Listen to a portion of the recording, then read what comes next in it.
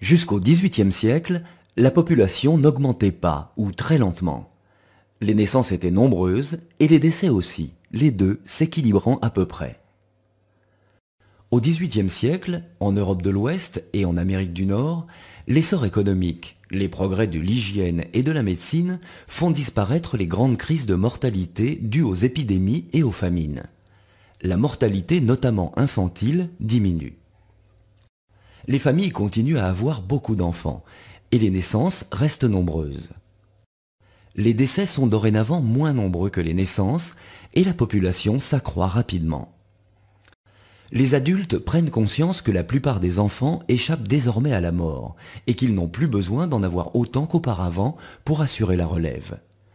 La perspective de nourrir de nombreuses bouches et d'assumer les frais d'éducation les incite à adopter un nouveau comportement, la limitation volontaire des naissances.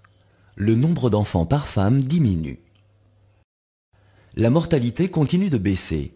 Les naissances restent plus nombreuses que les décès et la population augmente toujours. Vient le moment où le taux de mortalité, qui a atteint un plancher et s'est stabilisé, est rejoint par celui des naissances. Le nombre d'enfants par couple est faible, près de 2 en moyenne. Tous ou presque parviennent à l'âge adulte et remplacent les parents à la génération suivante. Vers la fin du XXe siècle, en Europe, les naissances et les décès tendent à s'équilibrer et la population n'augmente plus. La transition démographique est achevée. La transition a duré 2 siècles en Europe.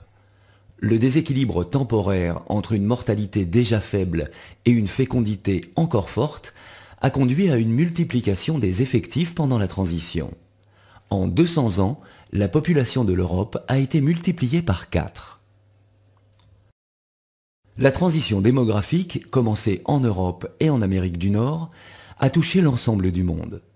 Partout sur la planète, la mortalité a diminué et diminue encore, et les familles choisissent de limiter les naissances, comme l'avaient fait avant les Européens et les Nord-Américains.